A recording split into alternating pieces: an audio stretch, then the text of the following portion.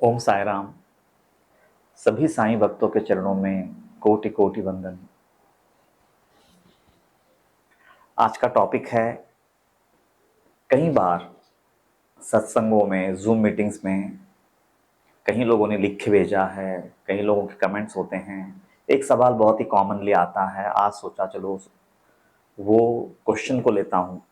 कईयों का ये कहना है कि हम जितना ज़्यादा भक्ति करते हैं, जितना ज़्यादा साधना करते हैं, उपासना करते हैं, उतना ही मन में गंदे विचार ज़्यादा आते हैं। ऐसा क्यों? ये एक बहुत ही कॉमन सवाल है, और जो लोग वाकई में सिंसियरली बाबा के प्रति या किसी भी इष्ट के प्रति उपासना में हो, भक्ति में हो, ये दौर से गुजरता ही है कि जितनी भक्ति बढ़ती है उतने ही बुरे विचार, गलत विचार ज्यादा आते हैं। और ये कोई कल्पना नहीं है, ये हर वो बंदा, हर वो भक्त जो इस राह से गुजर रहा है, ये हर किसी की अभिव्यक्ति है। तो मैं इसके ऊपर मेरे कुछ बोलने से पहले बाबा क्या बोलते हैं वही साईं सचरित्र से लेते हैं। इसका आंसर बाबा ने ही दिया है। अध्याय 13, ओवी क्रमांक 23 से 30, ये 7 ओवियों में बाबा ने बहुत अच्छे तरीके से इन चीजों को उभारा है। तो मैं एक एक ओवी लेता हूं, पहले मराठी में पढ़ूंगा, उसके बाद उसका हिंदी में अनुवाद करूंगा।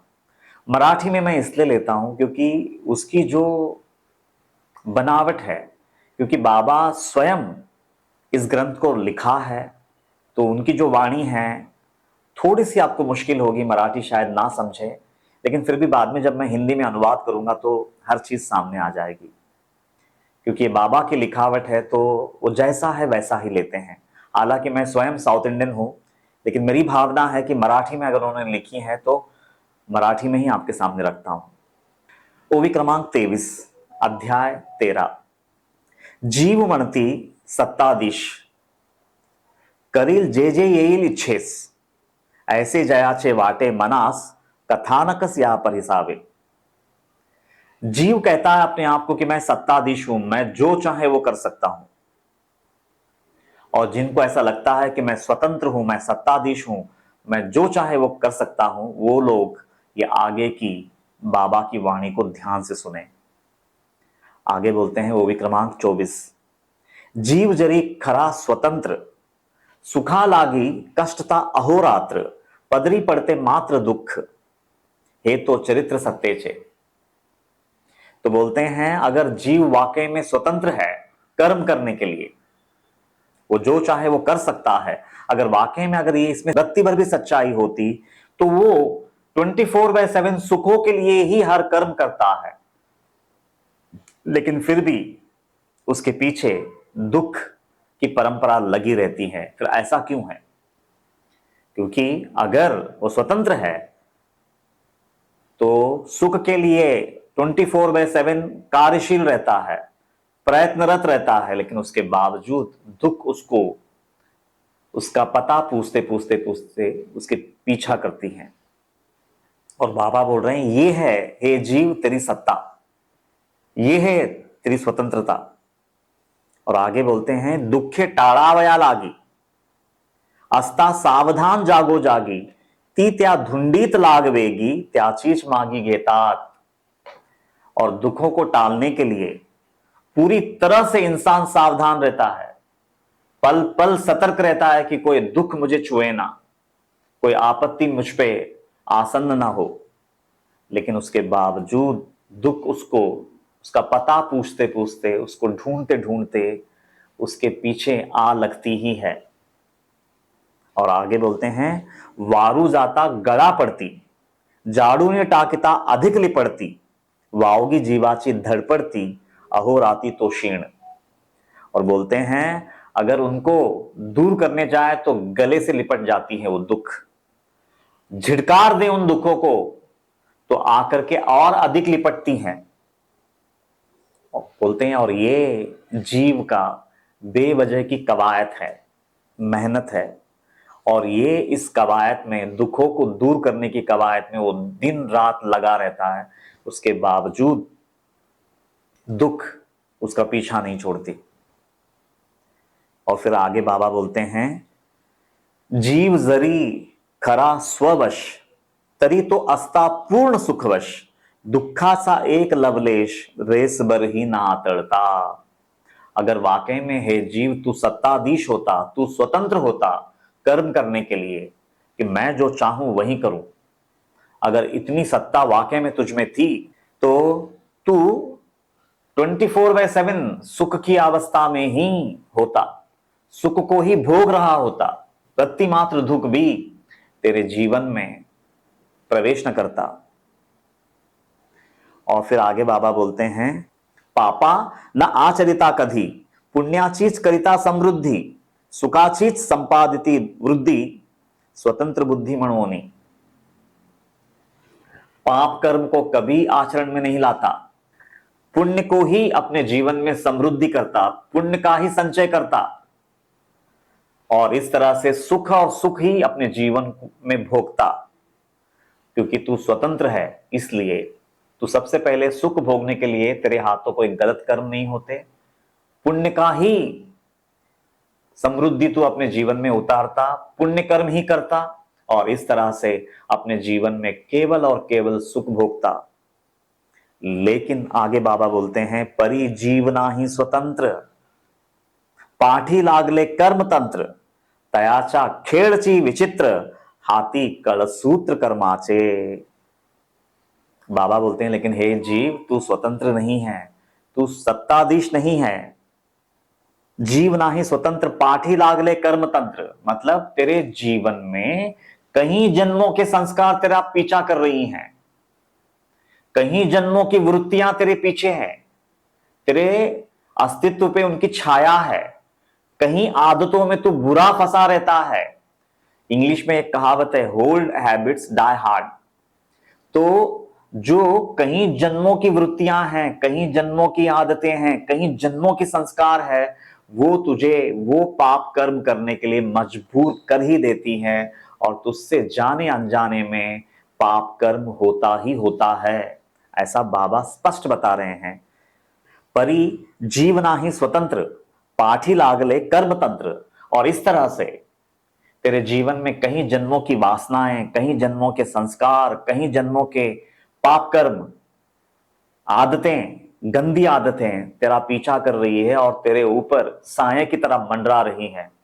तू उनके चपेट में है, तू चाह करके भी वो पुण्य कर्म कर ना पाएगा, क्योंकि कहीं जन्मों के कर्म तंत्र तेरे पीछे हैं।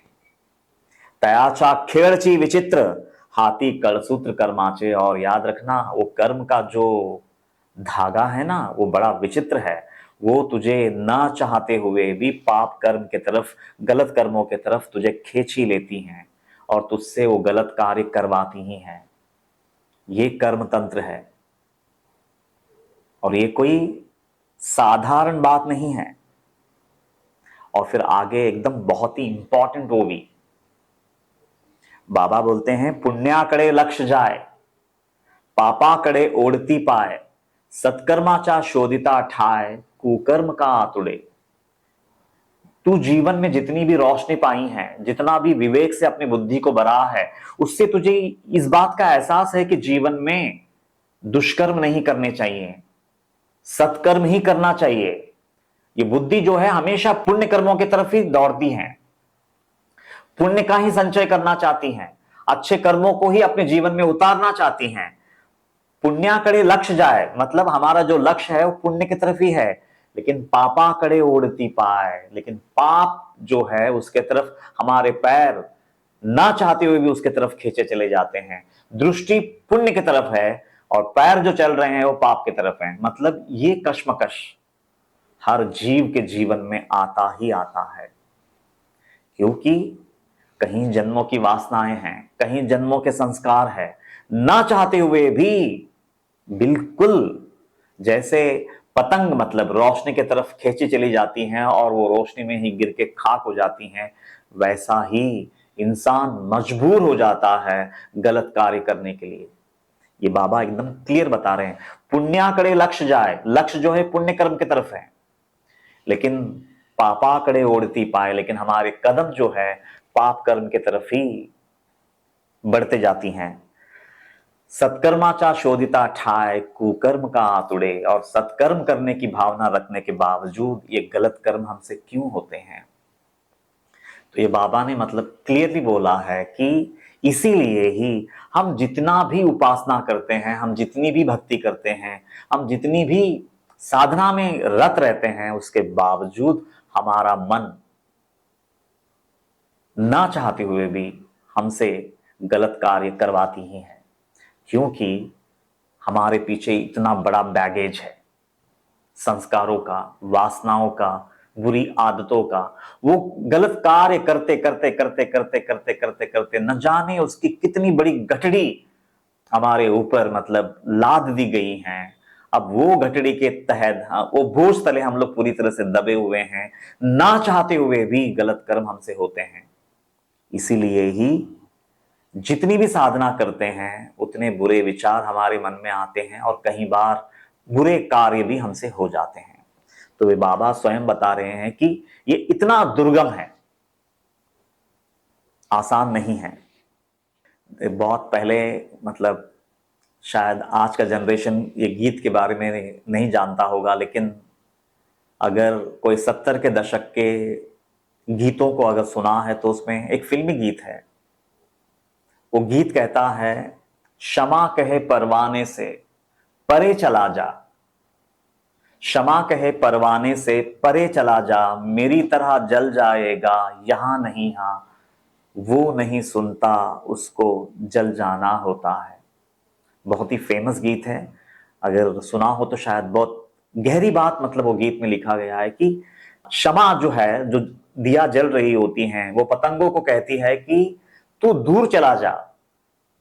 क्षमा कहे परवानों से परे चला जा, परे चला जा यानी दूर चला जा, मेरी तरह जल जाएगा यहां नहीं आ। तू मेरी तरह देख, जैसा मैं जल रही हूं ना वैसे ही तू भी जल जाएगा, तू यहां नहीं आ। वो नहीं सुनता उसको जल जाना होता है। उसी तरह से इंसान ना चाहते हुए भी गलत कर्म करने पे आमादा हो जाता है, मजबूर हो जाता है, गलत कर्म कर बैठता है और विनाश का कारण बन जाता है। तो बाबा ने ही इसके बारे में इतनी साफ तरीके से बताया है।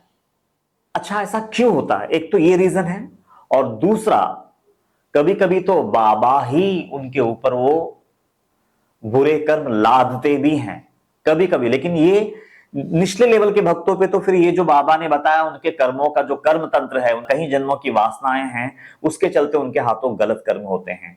लेकिन कभी कभी कोई बहुत ही सद्भक्त है, बहुत ही सात्विक भक्त है, लेकिन सात्विक अहंकार से भरा पड़ा है, तो कभी कभी बाबा उसके जीवन में भी आजमाइश के तौर पे ये चीजें डालते हैं। अब वो भी देखते हैं, अध्याय 33 ओवी क्रमांक 132। देखिए इसमें बाबा अब ऐसे भक्त की बात कर रहे हैं जो बहुत ही होनहार है, शुद्ध है, सात्विक है, सद्भक्त है।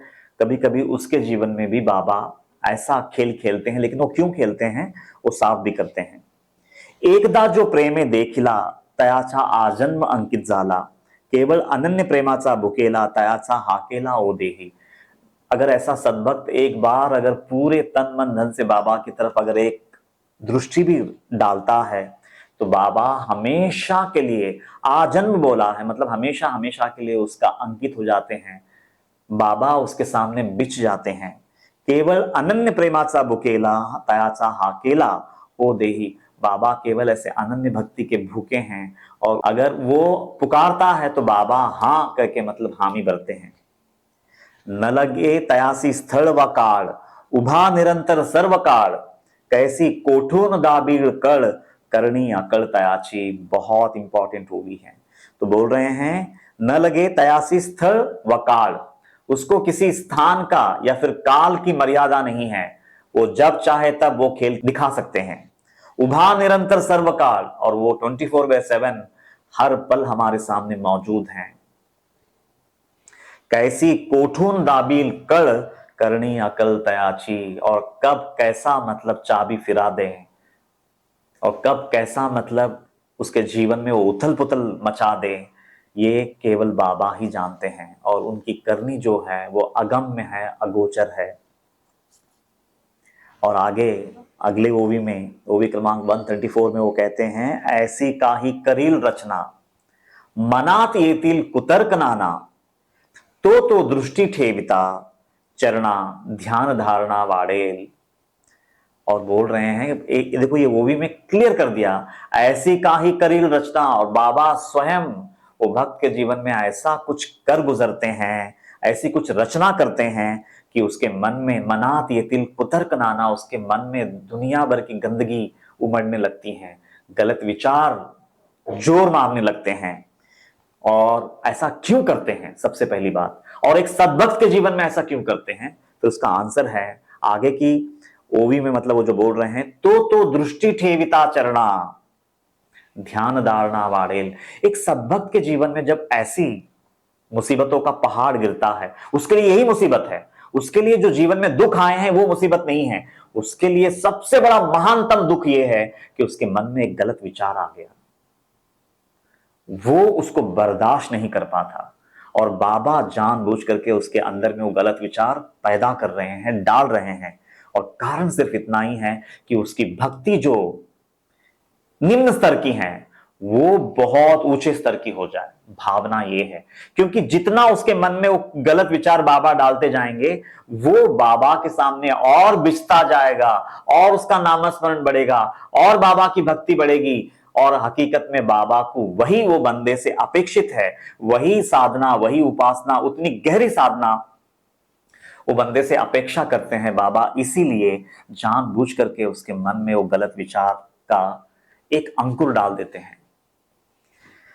तो दृष्टि ठेविता चरणा, जैसे ही वो शरणागत हो जाता है बाबा के सामने और उसकी भक्ति बढ़ा लेता है, और इस तरह से वो भक्त का ध्यान और धारणा बढ़ने लगती है। तो देखिए, ये साईं सच्चरित्र ग्रंथ जो है, मैं पल पल ये बात बोलता हूं कि मेहरबानी करके इसको किसी दूसरे ग्रंथों के साथ कंपेयर मत करना। इसमें जो जवाब मिलेंगे ना, संसार के किसी साईं ग्रंथ में नहीं मिलेंगे, असंभव है। तो मेहरबानी करके सूखे पत्थरों को मतलब बटोरने में अपना जीवन खराब मत करना। समय हम सबके पास बहुत कम है, और वो कम समय में बाबा की खुद की लिखी हुई साईं सच्चरित्र को ही अपने जीवन में शामिल करना।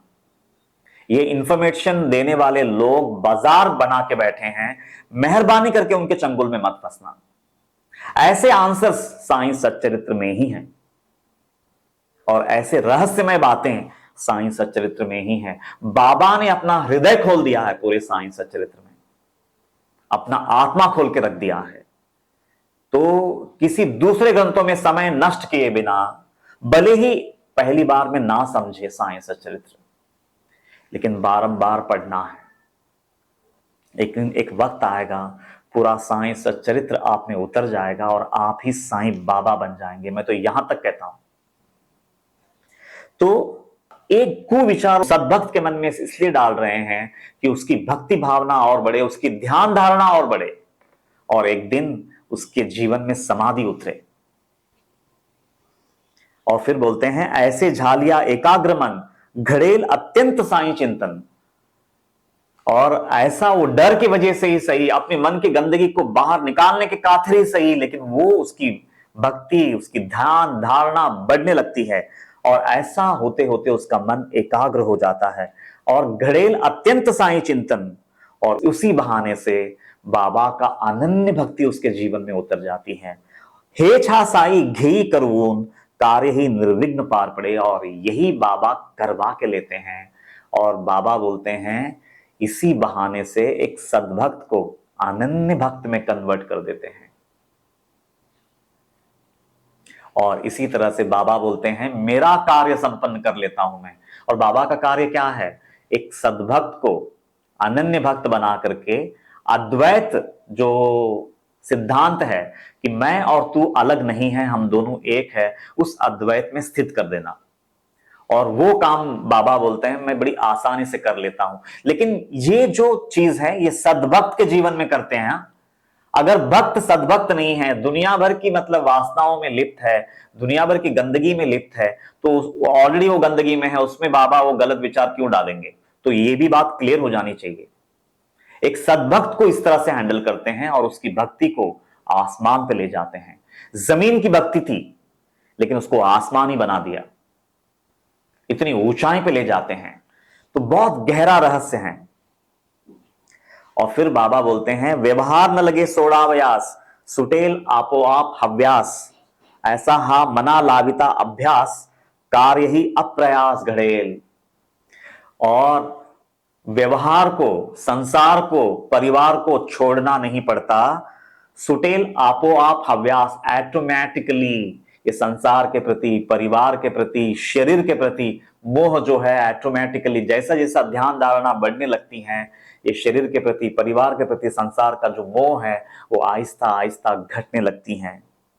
ऐसा हा मना लाविता अभ्यास, कार्य ही अप्रयास गड़ेल। और इस तरह से अगर मन को साधना में, ध्यान धारणा का अभ्यास में अगर लगाते हैं तो बाबा बोलते हैं उसका उद्धार भी हो जाता है। और मेरा जो कार्य है एक साधारण भक्त को साईं बनाने का, वो कार्य भी पूरा हो जाता है। तो ये बहुत ही क्लियर तरीके से बाबा ने मतलब इसका जवाब दिया है कि साधना जितना करते हैं, उपासना जितना करते हैं, भक्ति जितना गहराई से करते हैं, उतने ही बुरे विचार सताते हैं। तो उसका बाबा ने आंसर दिया है। एक सद्भक्त जब भी ऐसी चीजें अटैक करती हैं, गलत विचार जैसे ही मन पे हावी हो जाती हैं, तो एक सच्चा भक्त का उपासना बढ़ जाता है। हकीकत में वो चाहे बीच बाजार भी खड़ा क्यों ना हो, अगर उसको एक गलत विचार अगर उसके मन में आता है तो वहीं पे वो बाबा से कनेक्ट हो जाता है। उसके लिए मंदिर जाना नहीं पड़ता, वही क्षण में वहां पे मंदिर खड़ा हो जाता है वो भक्त के लिए। आंखों से अश्रु की धारा बह निकलती है और वो प्रार्थना में आ जाता है कि मालिक इन विचारों से मुझे निजात देना। तो एक सद्भक्त कैसे रिएक्ट करता है ऐसे सिचुएशंस में, वो बाबा ने इन मूवीज के माध्यम से हमको बता दिया है। अभी देखिए इसी टॉपिक को लेकर के एक और मतलब गहराई आज आपके सामने मतलब ओपन करता हूं। श्री कृष्ण की एक लीला है, गोपिकाओं का वस्त्र हरण, हम सब जानते हैं। और वो लीला को लेकर के भगवान कृष्ण के बारे में बहुत ही अनाप शनाप भी बोला जाता है, शायद गहराई नहीं है। अब ये टॉपिक के साथ वो वस्त्र हरण बहुत ही गहराई से मिलता जुलता है, इसलिए लगा कि चलो ये लीला भी ले लेता हूं। गोपिकाओं को मतलब जब वो स्नान के लिए जाते हैं तो भगवान कृष्ण उनके वस्त्र को हर लेते हैं और एक झाड़ पे बैठे रहते हैं, पेड़ पे बैठे रहते हैं उन वस्त्रों को लेकर के। जैसे ही वो गोपिकाएं मतलब देखती हैं कि पनघट पे वस्त्र नहीं है, तो उन्हें पता चलता है कि ये किसी और का काम नहीं है, ये डेफिनेटली ये कृष्ण ने ही किया है। और वो पुकारती हैं कृष्ण को।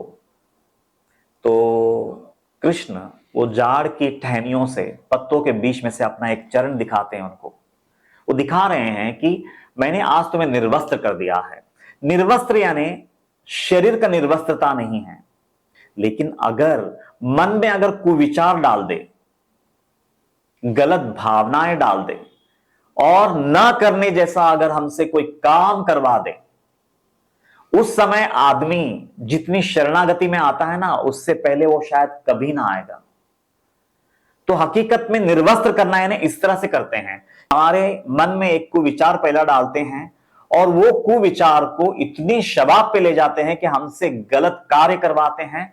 और गलत कार्य अगर हो जाता है उसके बाद वो बंदा जो भगवान के सामने बिछ जाता है, उसका बिछना वास्तव में बिछना होता है उस समय, क्योंकि वो उस अवस्था से गुजर रहा होता है कि मालिक मेरी लाज रखना, मैंने जो मुझसे जो गलती हुई है कभी किसी के सामने जाहिर मत होने देना, मैं तुम्हारे पैर पड़ता हूं। न जाने कितनी तरीके से मिन्नतें करता है। और उस समय भगवान कृष्ण वो अपना पैर निकाल करके वो गोपिकाओं को दर्शन देते हैं कि अब आया ऊंट पहाड़ के नीचे, यही मैं चाहता था।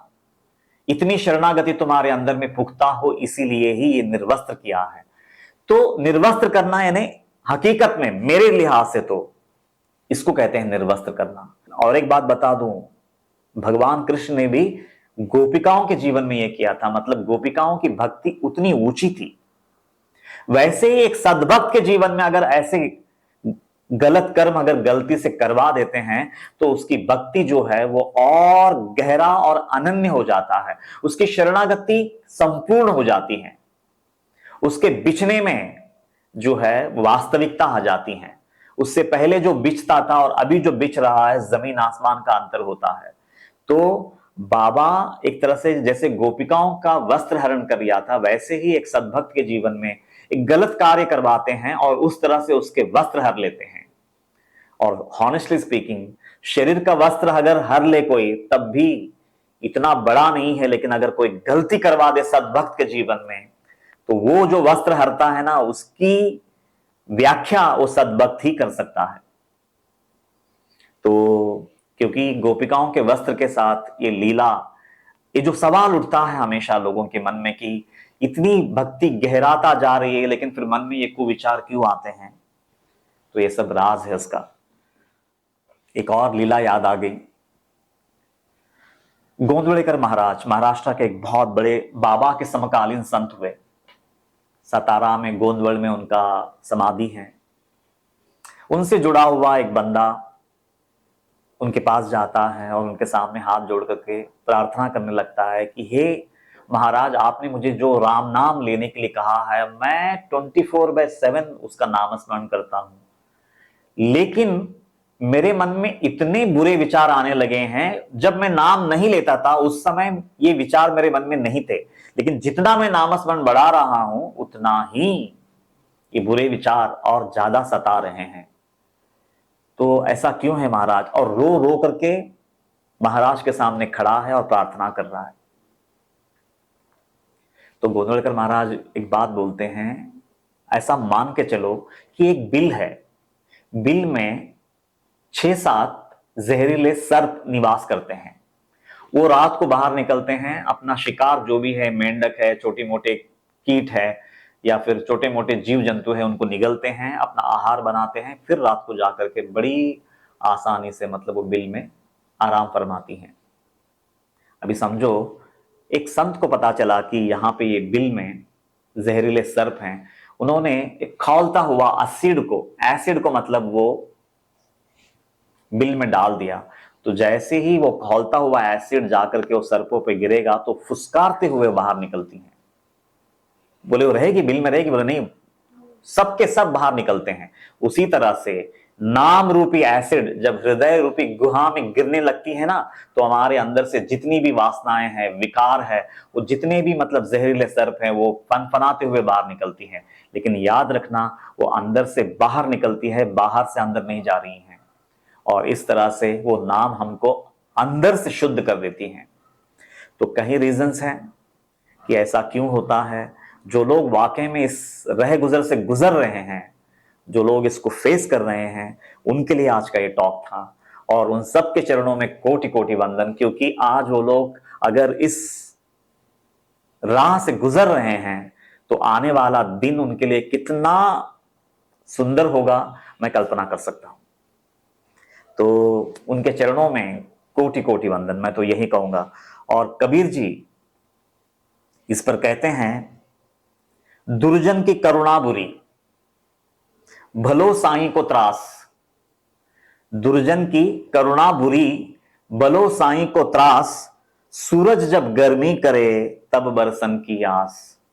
अगर साईं, हमारे सदगुरु, अगर हमको इस तरह से आजमाते भी हैं, अगर सूरज बनकर के हमें ताप भी देते हैं, तो याद रखना आगे जाकर के वही ताप मेघ बन करके मतलब समंदर का खारा पानी को ऊपर उठाती हैं और मेघ में कन्वर्ट करती हैं, और वही खारा पानी को मतलब मीठा जल बना करके बरसाने पे मजबूर करती हैं। तो आज अगर इतनी तकलीफ से एक बंदा, अगर एक भक्त गुजर भी रहा है, तो आने वाला समय उसके जीवन में खुशहाली, पवित्रता और आनंद का सागर भर देगी, ये भी उतना ही सच है। तो उम्मीद करता हूं आज का ये टॉपिक आपके हृदय को छू लेगा।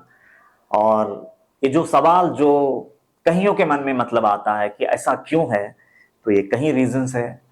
और बाबा की माने तो मतलब अध्याय 13, अध्याय 33 और गोपिकाओं का वस्त्रहरण की जो गहराई मैंने आपके सामने रखा है, ऐसे कई रीजंस है जिसके तहत ये होता है। लेकिन जो बाबा करते हैं वो हमारे लिए भले के लिए हैं, हमारी भले के लिए हैं, हमारी उन्नति के लिए हैं, हमारी प्रगति के लिए हैं, और वो परम लक्ष्य तक पहुंचाने के लिए हैं। जय साई राम।